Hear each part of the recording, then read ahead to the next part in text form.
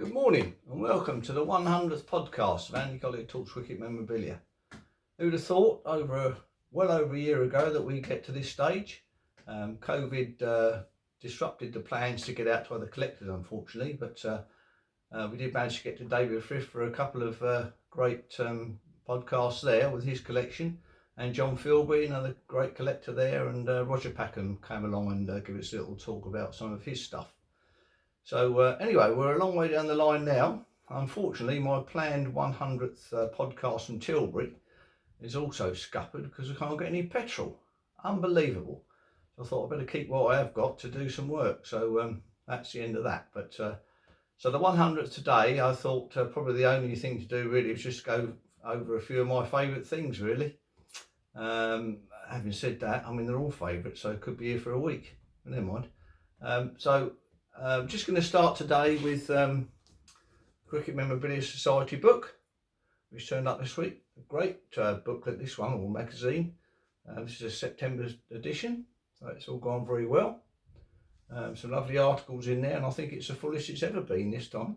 So hopefully we're getting even more popular these days. So well done, Alex Picker and all the men on the committee. So great effort there.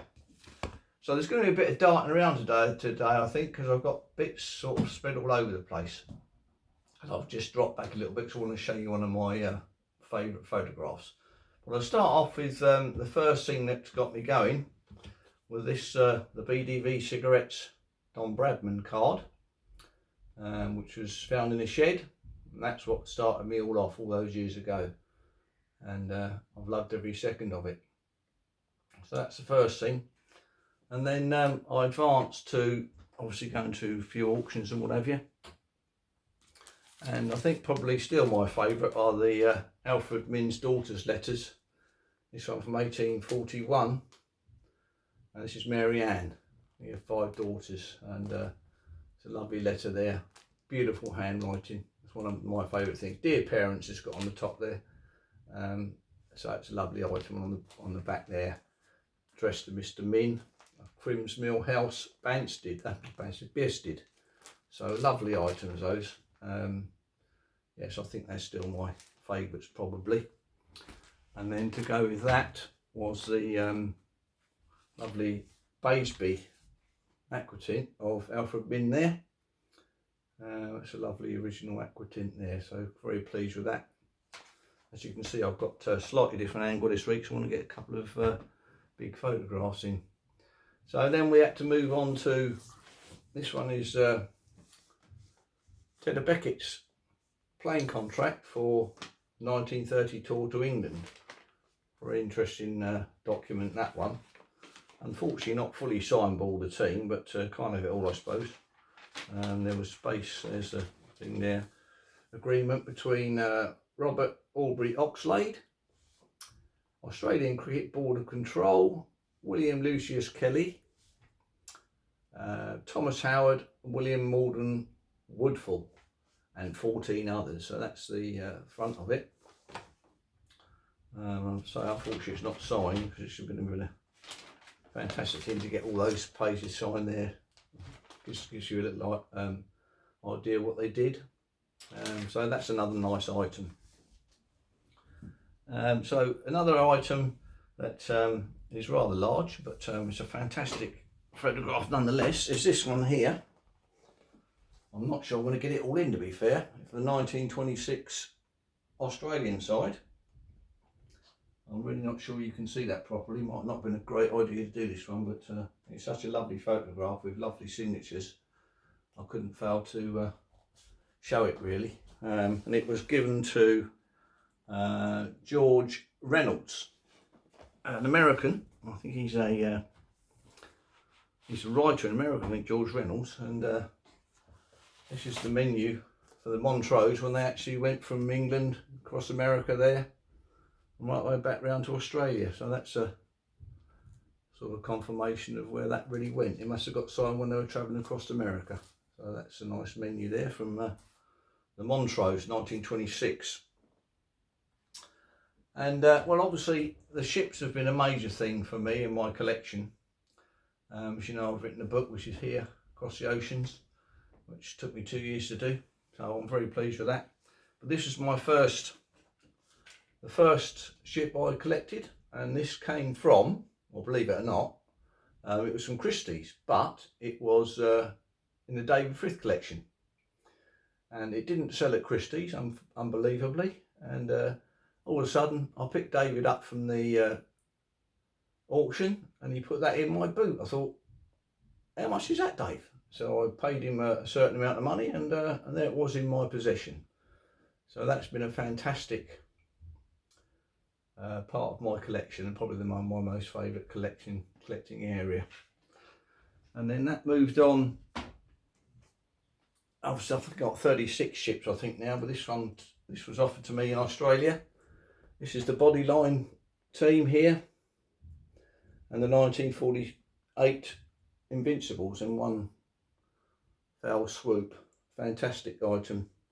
Got Jack Hobbs on there and Arthur Maley and the Davis Cup side there. So it's a lovely thing. This 48 one here is something to do with Ian Johnson. It's got love from Ian Johnson on the top there. So a lovely item. Believe it or not, that came all the way from Australia in just a piece of bubble wrap.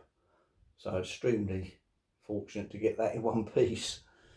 And that's a great thing, that.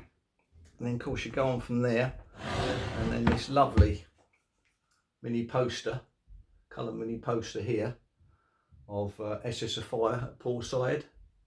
It's a lovely thing, that is. Beautiful crisp colours. That's another good bit of the collection.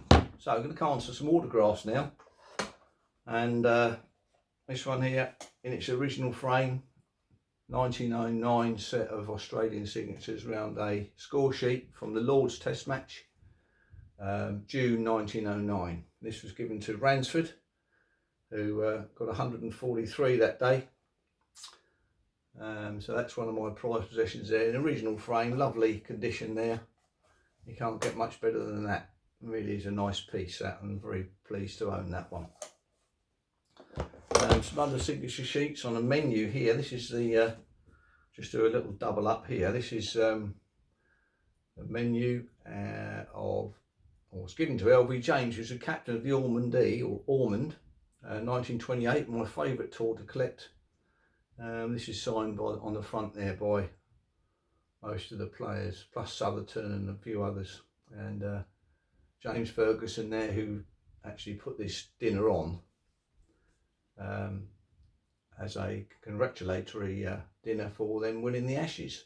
So that's a lovely item. That came with a ball from the last Test match as well, or the last match, shall I say. And then that was complemented by Maurice Leyland's copy of the 1928 side. Lovely signed copy there. Hope I can just about get that in. Lovely copy, that. Nice original frame.